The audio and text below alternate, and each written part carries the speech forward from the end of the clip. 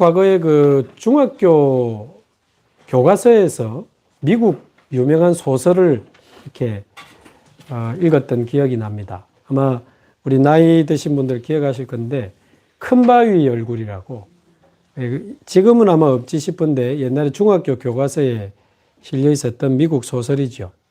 거기 보면 이제 어니스트라고 하는 소년이 나오는데, 그 미국의 한 작은 마을이 산이 있는데 사람 얼굴 모양을 한 거대한 바위산이 있는 마을입니다. 그러니까 이제 늘 그 사람 얼굴 모양을 한 그 바위산을 보면서 이 어니스트가 자라게 되는데, 그 어머니가 말하기를 장차 저 큰 바위 얼굴을 닮은 사람이 나타나서 이 세상을 변화시킬 거다, 그런 전설이 있다고 이야기를 하는데, 이 어니스트는 그거를 진짜 우리말로 언약처럼 꽉 잡고는 늘 일어나서 학교 갈 때나 집에 올 때나 놀 때나 아침에나 밤에나 항상 그 큰 바위 얼굴을 쳐다보면서 자라게 되죠. 나중에 어른이 되어서 도대체 누가 저 큰 바위 얼굴인가 해서 어마어마한 부자를 찾아가서 만나보니까 탐욕이 가득해요. 아니구나. 또 아주 용감한 장군을 만나보니까 진짜 인간 사랑의 마음이 없어요. 그리고 아주 대단한 정치인을 만나보니까 너무 곤모술수가 많고, 도대체 누가 저 큰 바위 얼굴이냐. 근데 그 소설에 보면 어느 날 이 사람이 목수의 일을 그만두고 설교자가 되었다, 이렇게 되어 있습니다. 우리말로 전도자가 된 거예요. 그리고 이 사람이 복음을 전하고 말씀을 전하기 시작하는데, 그 말씀을 듣고 있던 한 사람이 큰 바위 얼굴이다, 이 전도자의 얼굴을 보면서 저 사람이 바로 큰 바위 얼굴이 아니냐, 그렇게 이제, 그러니까 자기는 이제 아니다, 나는 아니다, 이런 이야기 하면서 소설이 끝나게 되죠. 세상이 말하는 이제 바라봄의 법칙입니다. 무엇을 바라보며 사는가가 결국 우리의 인생이 되는 거죠.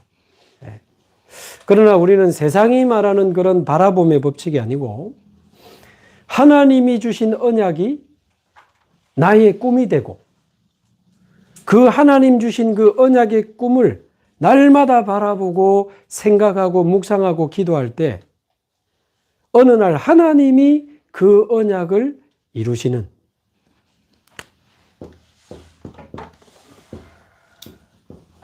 망대의 법칙이라는 단어를 주셨는데, 성경에 있는 단어는 아닙니다.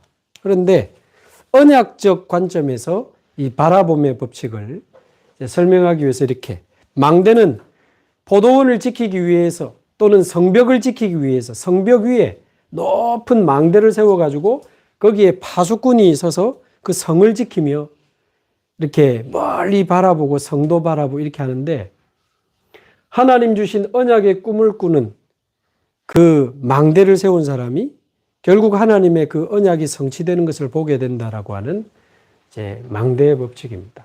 그러니까 한마디로 저와 여러분은 무엇을 바라보며 살아가는가, 이 부분이죠. 여러분은 뭐 쳐다보고 살아오셨어요? 무엇을 위해 살아오셨습니까? 무엇을 위해 내 시간을 들이고 물질을 들이고 내 인생을 들이며 달려오셨습니까? 오늘을 넘어 2023년 또 넘어 우리의 달려온 인생은 도대체 무엇을 바라보며 살아온 겁니까? 또 지금은 무엇을 바라보며 살아가고 있습니까? 거기서 우리의 모든 생각이 나오고 우리의 행동이 나오지 않겠습니까? 돈 바라보고 사는 사람은 그거 중심으로 생각하고 판단하고 결정해서 행동하지 않겠습니까? 그러니까 무엇을 바라보느냐에서 우리의 생각이 나오고 우리의 행동이 나오고, 그러면서 결국 우리의 운명이 되는 것인데, 결국 계속 그거를 생각하고 그거를 행동하고 그쪽으로 살다 보니까 그게 나의 영적 상태가 되고 그것으로 어떤 나의 영적 세계가 만들어지는 거예요. 자, 그렇게 되면, 요쯤 되면 사람의 시간표 24, 24시가 사람의 시간표가 아닙니까? 사람의 시간표를 넘어서는 25의 시간표의 일이 벌어지는 겁니다. 말하자면 틀린 것이 각인되고 뿌리 내리고 체질되어서 그게 내 영적 상태가 되고 영적 세계가 만들어지면 틀린 25의 일이 벌어지는 거예요. 어느 날 사건이 터지고 막 문제가 터지고 막 상상하지도 못하는 일들이 터지는데 도대체 왜 이런 일이 일어나는지 몰라. 지금 제가 말을 다 할 수 없습니다. 지금 우리 연재가족 최근에 하나님 붙여주신 귀중한 분들의 그 스토리를 들어보면 그 개인 가정에 상상하지도 못할 일들이 벌어지는데 도대체 내가 뭔 잘못을 했길래 왜 하필이면 나에게, 왜 하필이면 우리 가정에, 왜 하필이면 우리 자녀에게. 그게 25의 시간표 속에서 일어나는 일인데 사실은 그게 그 일이 드러나기 전에 오랫동안 뭔가가 바라봐지면서 뿌리 내리고 각인되고 체질되어서 형성된 거거든요. 자, 그래서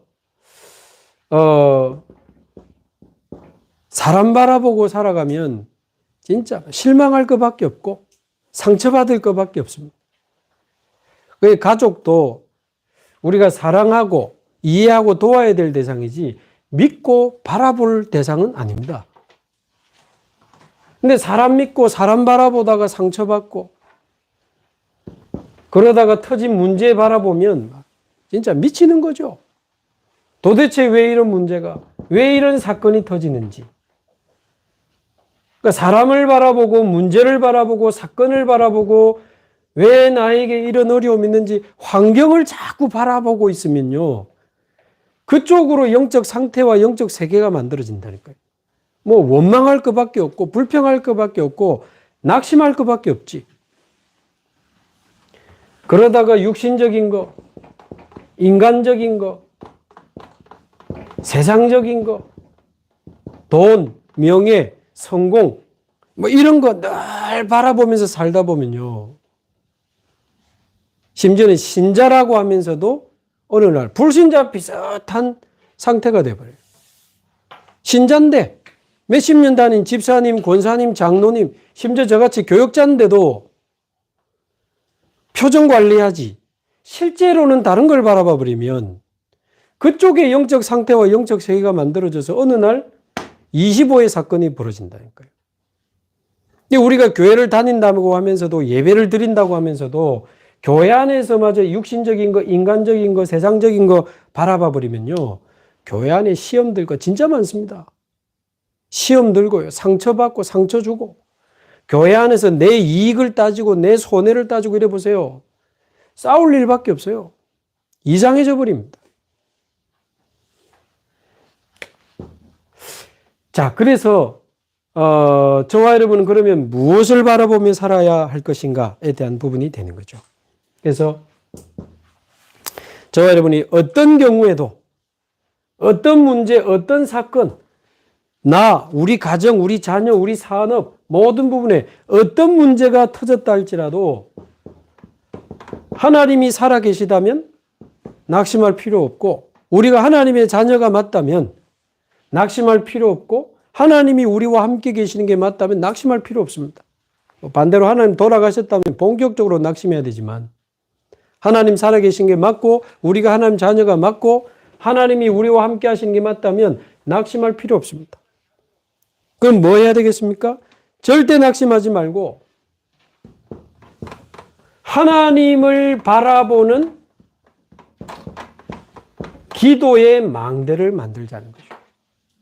사람 바라보지 말고 환경 바라보지 말고 그 문제 사건 바라보지 말고 하나님을 바라보는 기도의 망대를 만들어서 실제로 저와 여러분이 하나님을 바라보게 되기를 바랍니다.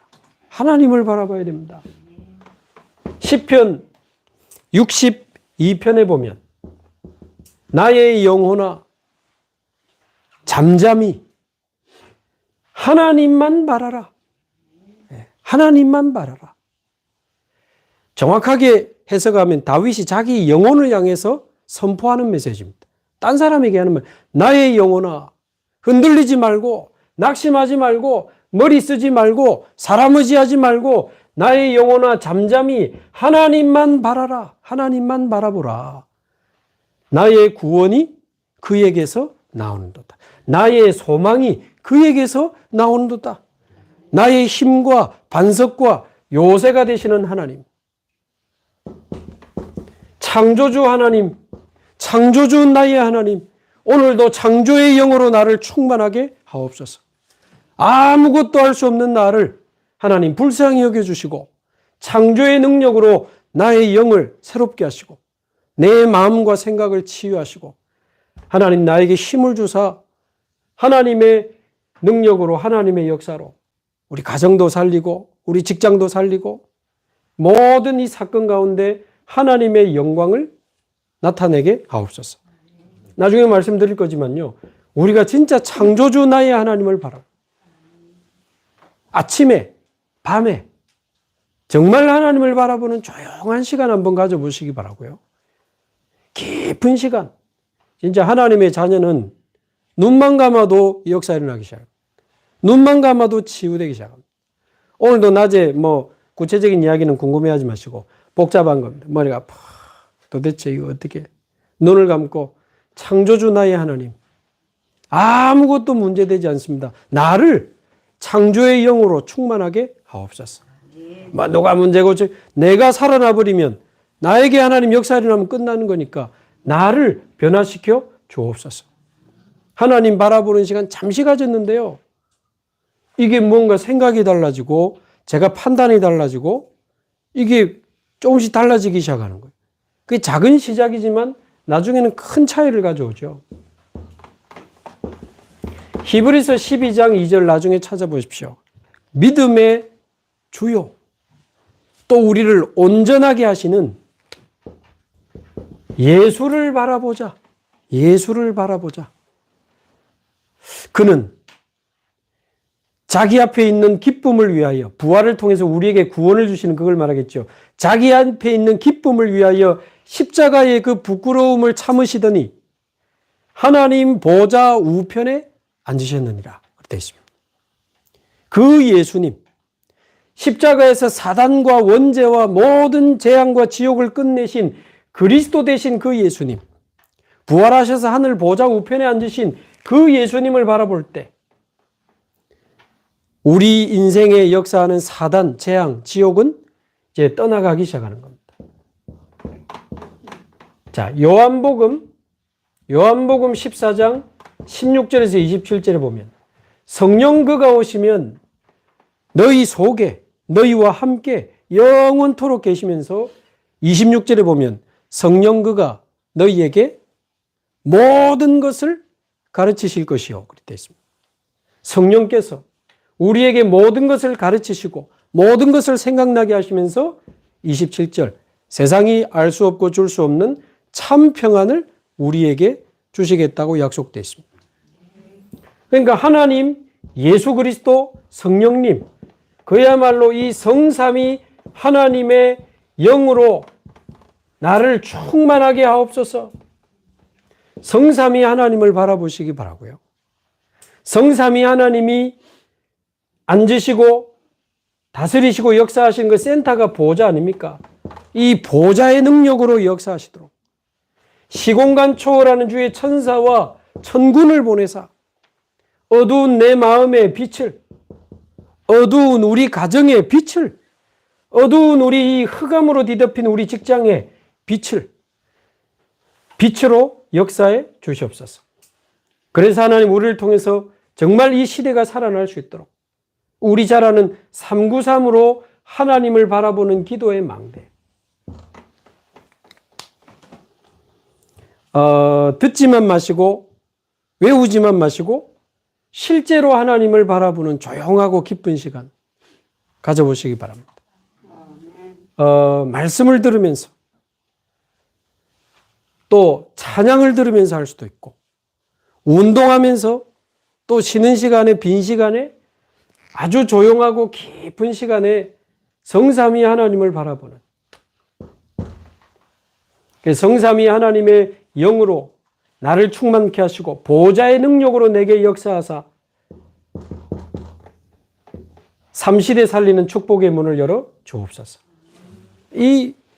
이게요, 이거 한 번 한다고 갑자기 막 역사 일어나고 갑자기 문제 해결되고 그렇지 않을 수 있는데 늘 바라보는데 어느 날 우리 인생 가운데 어느 날 우리 가정의 현장에 성삼위 하나님의 역사로 충만한 그 현장을 확인하게 될 것입니다. 바라봄의 법칙, 망대의 법칙. 자, 또 어떤 경우에도 속지 말고, 우리 자꾸 속잖아요. 누가 뭐 말 한마디 하면 막 가슴이 철렁하잖아요. 누가 뭐 이렇게 됐다 하면 어쩌지 큰일 나나? 나봐 이거 이 문제 아니야? 우리는 뭐 저도요. 오늘 누가 뭐 한마디 하는데 진짜 이 문제 아니야? 막 이 생각이 드는데 제가 목사 아닙니까? 30년째 메시지 듣고 전도하는 목사인데도요. 저도 순간순간 속을 일이 많더라고. 속지 말고 저와 여러분이 하나님이 주신, 이거 하나님이라는 뜻입니다. 하나님이 주신 언약의 꿈을 꾸시기 바랍니다. 길 가다 떨어지는 꿈 꾸지 마시고, 어디 막 절벽에 떨어지는 꿈 꾸지 마시고, 하나님이 주신 언약의 꿈. 오늘 사도행전 2장 17절에 보면 하나님이 우리에게 예언과 환상과 꿈을 보여주시겠다고 했는데, 그게 지금 그대로 마가다락방에 성취된 거거든요. 그대로.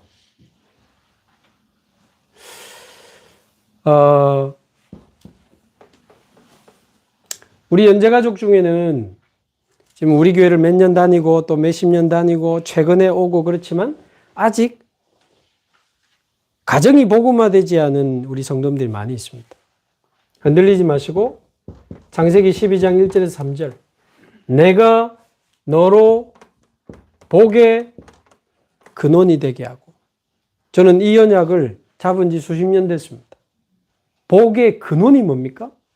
거기서 다 나오는 거잖아요. 부모님 원망 안 해도 되는 신분입니다. 우리를 통해서 부모님이 하나님의 복을 받게 되는 신분이에요. 직장에서 상사 원망 안 해도 되는 우리를 통해서 직장이 복을 받게 되는 거예요. 그게 복의 근원입니다. 나를 통해 우리 가정이 살아나고, 나를 통해 우리 부모님이 살아나고, 나를 통해 우리 가문이 살아나고, 나를 통해 우리 직장이 살아나고, 심지어 착각이라고 사람들이 그러겠지만 우리 때문에 연제구가 복을 받고, 아멘. 네. 얼마나 이게 중요한 언약인지 모릅니다.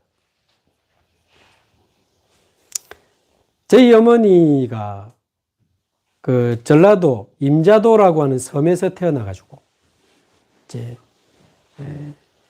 결혼해가지고 사시는데 힘드니까 교회를 가기 시작한 겁니다. 근데 양 가문이 100% 우상숭배하는 가문, 구다고. 죄송합니다. 니은이 예수에 미쳐가지고, 그래, 이제 얼마나 핍박하는지 부산으로 이사를 나온 겁니다. 그래가지고는 어머니는 막 하루가 멀다고 교회 새벽 기도에, 뭐 주일은 물론이고 평일에는 아예 기도원 쫓아 갈급하니까.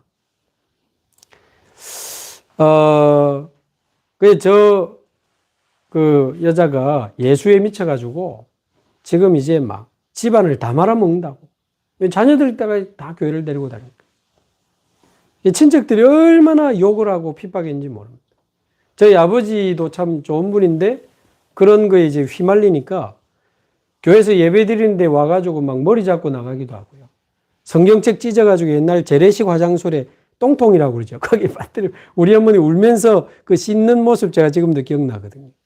근데 지금은 저희 아버지는 안수 집사님 돼가지고 새벽 기도하면서 날마다 저를 위해 기도하고 계시고, 저희 가문에 대부분 다 예수 믿습니다. 그래가지고 한때 저희 어머님이 지금도 있어요. 온천교회라고, 온천장에. 우리 가정을 따라 전라도에서 그 많은 가정이 그 이사를 오셨는데, 우리 어머니가 한 20, 30가정 전도했죠. 아예 온천교회에서 25인승 콤비를 아예 우리 동네 보내줬다니까요. 그 친척들이 전부 교회 갔어요. 자, 어느 날 제가 우리 집사람하고 결혼했는데 집사람 가문이 또 불교 집안이더라고.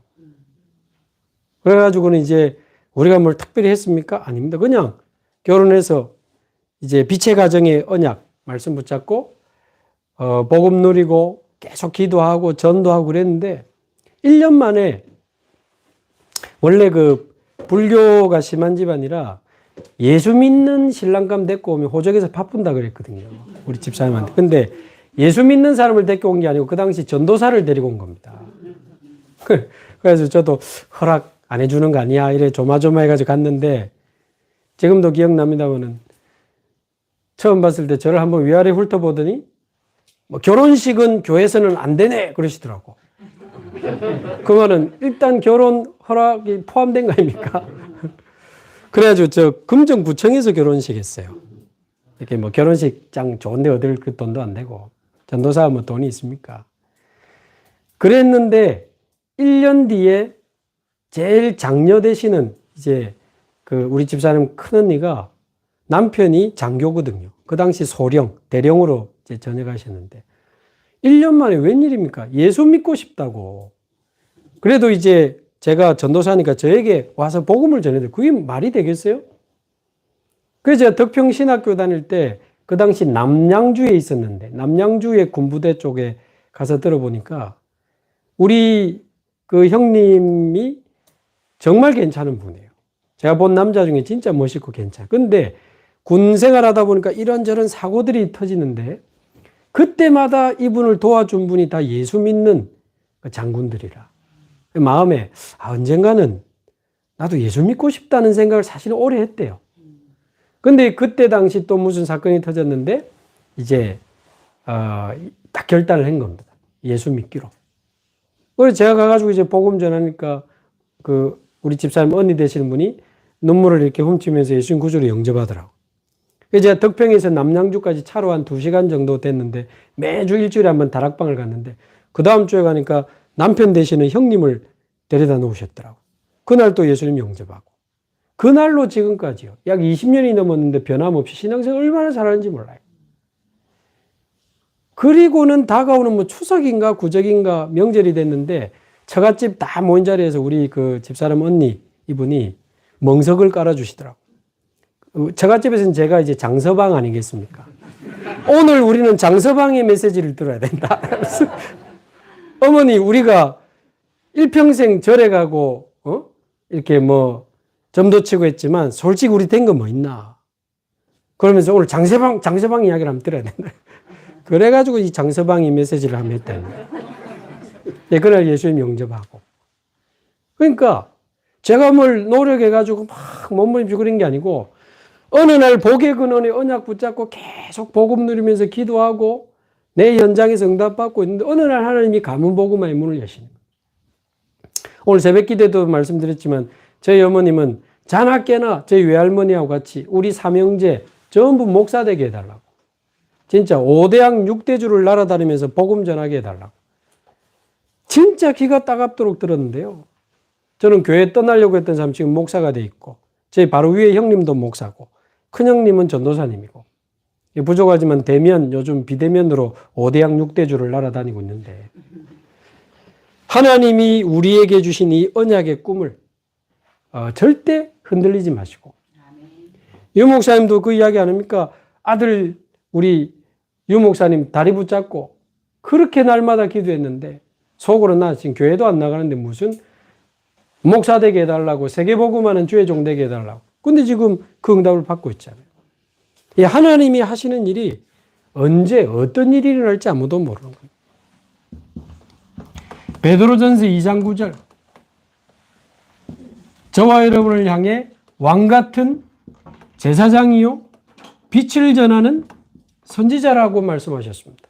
저는 이 언약도 제 마음에 있습니다. 왕같은 제사장. 왕이 뭡니까? 흑암을 이기는 영적인 왕입니다.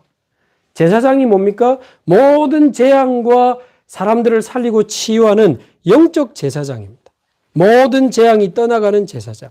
선지자는 흑암이 무너지는 빛을 비추는 그 영적 선지자예요. 말하자면 하나님이 나를 왕같은 제사장으로 빛을 전하는 선지자로 부르셨다는 언약을 딱 잡고 그 언약의 꿈을 꾸고 늘 기도하고 있으면요. 어느 날 우리 발 앞에 사단이 무릎 꿇고 어느 날 재앙이 떠나가고 우리 가정에 빛이 비추어지는 그날이 온다는 거죠. 사도행전 1장 8절. 목사님 몰라서 그렇죠. 지금 문제가 너무 복잡하고 머리 아파 지금 죽을 것 같아요. 사도행전 1장 8절. 그래서 성령이 너에게 임하시면 그래서 권능을 받고 땅끝까지 이르러 내 증인이 되리라. 증인이 되리라. 지금 우리가 가지고 있는 그 문제 증인이 되리라. 내가 지금 가지고 있는 그 아픔, 상처, 고통, 위기 증인이 되리라. 증인이 되리라. 오늘 약간 감기기가 있어서 오늘 못 오셨는데 우리 이하은 집사님이 이번 주 금요일 날 우리 성전건축 헌신 예배할 때 이제 대표로 포럼을 하실 겁니다. 그래서 한 5분 정도 하실 거라 어떤 내용으로 할 건지 오늘 좀 주고받았거든요. 저도 좀 미리 알면 좋겠다 싶어서. 근데 읽다가 눈물 날 뻔했어. 우리 이하은 집사님 아이들이 너무 예쁘고 사랑스러운데 이게 좀 중학교 가면서 약간 좀 복잡하기도 하고 혼란스럽기도 하고 좀 학교 생활도 좀 힘들고 그런 약간 시간이 있었거든요. 근데 그러면 보통 인간적으로는 어떤 생각을 합니까? 인간적으로 자꾸 생각하잖아요. 세상적으로 자꾸 생각. 근데 참 우리 김동석 집사님하고 이한 집사님이 하나님의 사람이고 영의 사람이고 잘했지. 거의 1년을 아이들하고 포럼하면서 예배를 한 겁니다. 거기 보니까 어떨 때는 아이들에게 말해도 먹히지도 않고 어떨 때는 벽에다가 대고 말하는 느낌. 우리 부모들이 느끼는 느낌 아닙니까? 근데 어느 날 아이들에게 문제가 있는 게 아니고 내게 문제가 있었구나. 내 자신을 발견하기 시작하고 복음을 누리기 시작하고 하나님 앞에 아이들을 놓고 엎드리기 시작하고 눈물로 기도하기 시작하고 어느 날 아이들이 마음이 열리면서 같이 예배하겠다고 애들이 앉아있는 거예요. 가정에서. 진짜 1년 동안 매일 가정 예배 드렸다더라. 그러면서 아이들이 살아나고 언약의 사람으로 렘넌트로 이렇게 변화되어져 가는 그 포럼을 이렇게 봤는데 저도 이제 같이 기도했던 입장에서 그 배경을 좀 아니까 눈물 매롭더라고. 뭐 허황된 포럼이 아니고 아주 진실한 이런 포럼을 하는데 참 감사하죠. 뭐가 돼요? 증인이 되리라. 증인이 되리라. 그리고 우리 이하은 집사님 앞으로 많은 후대를 살리는 증인으로 서게 되겠죠. 그러니까 지금 생각하면 이 문제, 이 사건 힘든 것 같지만 그리스도 안에서 성령 충만과 권능을 누린다면 그 모든 문제가 증인으로 또 증거거리로 바뀌게 될 줄로 믿습니다. 자, 하나님 주신 언약의 꿈을 어떻게 찾고 누리느냐? 오늘 사도행전 2장 17절에 있는 것처럼 하나님이 주신 예언을 말하고 그 예언이 내게 환상이 되고 꿈이 되는 거거든요. 자, 이게 굉장히 중요합니다. 어떻게 하나님 주신 언약의 꿈을 찾아내느냐? 뭐부터요? 하나님이 주신 예언의 말씀을 제대로 받아야 됩니다. 우리가 하나님의 말씀을 제대로 받아야 돼요. 문제가 왔을 때 하나님 앞에 서야 되고 하나님의 말씀 앞에 한번 서보시기 바랍니다. 도저히 답 없을 것 같죠? 근본적인 답을 하나님 주신단 말이에요. 그러니까 하나님의 말씀으로 그 사건, 그 사람, 그 문제들을 말씀으로 재해석하고 보기 시작하면요. 나는 문제라고 봤는데 그 속에 있는 하나님의 절대 계획이 보이기 시작하는 겁니다. 아, 우리 자녀가 어려움이 온 것 같은데 우리 가정 전체를 완전히 복음 속으로 하나님이 부르시는 거구나. 그걸 본 거예요. 그러니까 하나님 주시는 그 예언의 말씀이 우리에게 환상이 되고 이제 꿈이 되는 거거든요.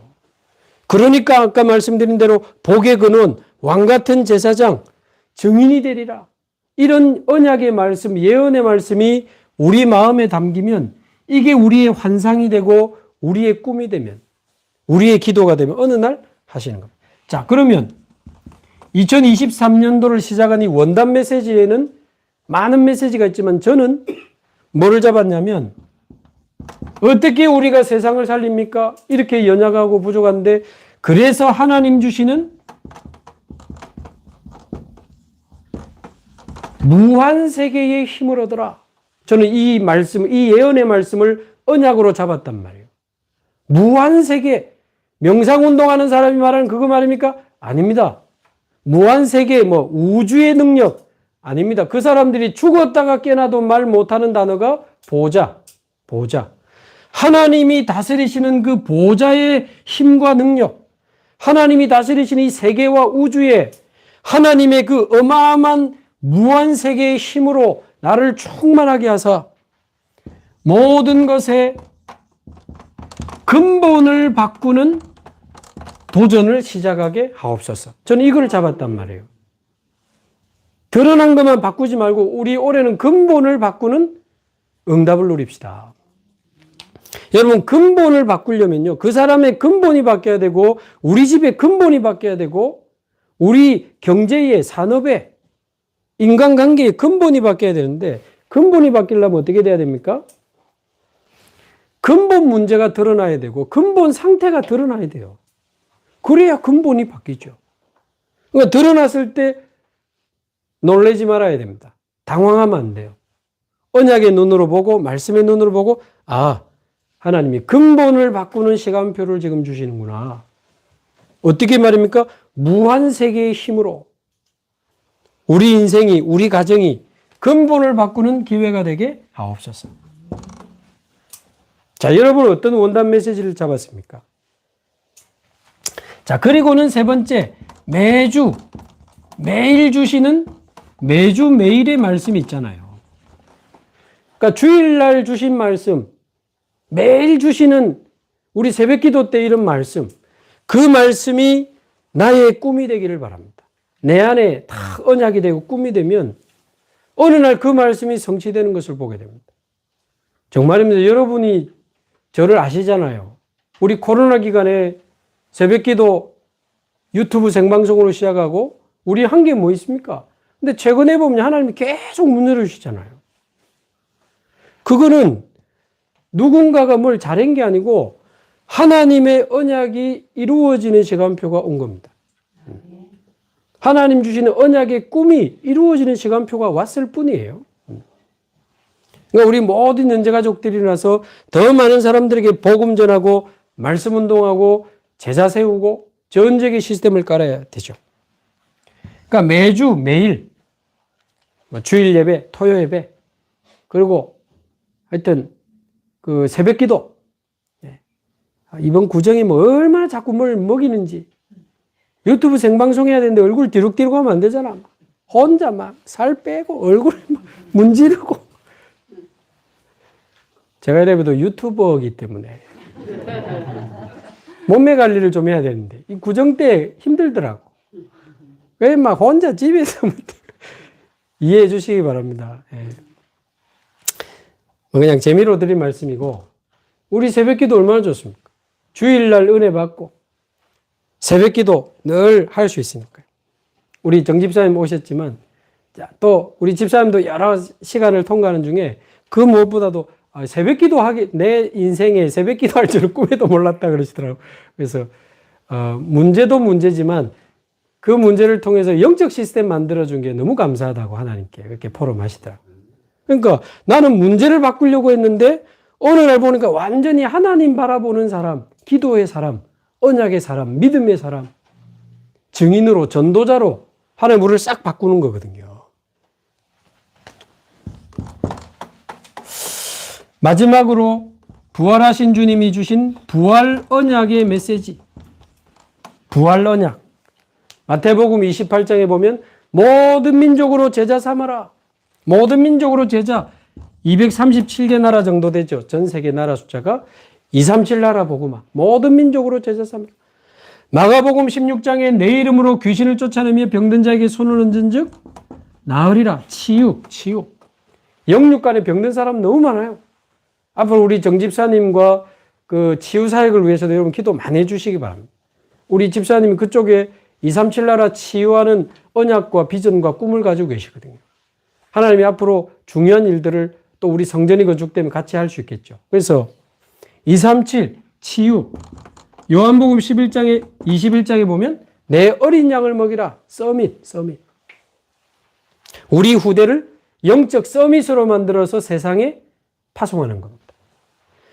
이게 부활 메시지. 사도행전 1장 8절에 어떻게 하면 이게 가능합니까? 성령 충만 권능 받아서 땅끝까지 증인되리라. 237 치유 서밋. 대상자로 따지면 다민족, 병든 자, 후대. 그 살리는 저와 여러분이 꿈을 같이 꾸면 좋겠습니다. 제가 30년 전에 이 복음 받고 전도자가 됐지만 너무 부족한데 하나님 세계복음화 하는 사람 되게 해달라고, 전 세계 제자 삼고 세계복음화 하는 사람 되게 해달라고 그 언약을 잡고 꿈을 꾸고 기도했는데 하나도 되는 게 없어요. 뭐 응답도 안 하고 역사도 안 하고. 근데 시간이 많이 지났는데 제가 그때 받았던 그 언약의 말씀, 예언의 말씀이 내 안에 언약이 되고 꿈이 되고 계속 기도하면서 달려왔는데 너무 부족하고 부끄럽지만 저는 유 목사님 만나고 임마누엘 교회 만나고 여러분 우리 연재가족 만나가지고 부족하지만 연재복음하면서 전 세계 복음하는 그 응답 속에 하나님이 저를 있게 하셨거든요. 얼마나 감사한지요.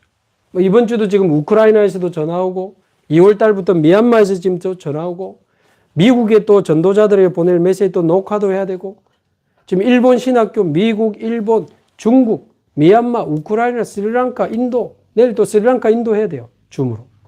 진짜 세계복음할 수 있는 그 꿈을 이루시는 시간표가 오더라 라고 하는 것에 저는 작은 증인입니다. 그래서 저와 여러분이 정말 무엇을 바라보며 살아가는지 점검하시고 성삼위 하나님과 보호자의 능력을 바라보면서 하나님이 내게 주신 언약의 말씀, 매주 매일 우리에게 주시는 또 말씀, 1년을 두고 주신 원단 메시지의 그 말씀, 평생의 언약이 되어야 될 세계복음화에 대한 이 부활 언약의 말씀, 이게 우리의 마음의 언약이 되고 꿈이 되면 좋겠고요. 237 치유 서밋 할 수 있는 성전 건축, 이게 또 우리의 꿈이 되고 세계복음화의 꿈을 함께 꾸게 되면 좋겠습니다. 우리 같이 한번 기도하겠습니다. 오늘 말씀 붙잡고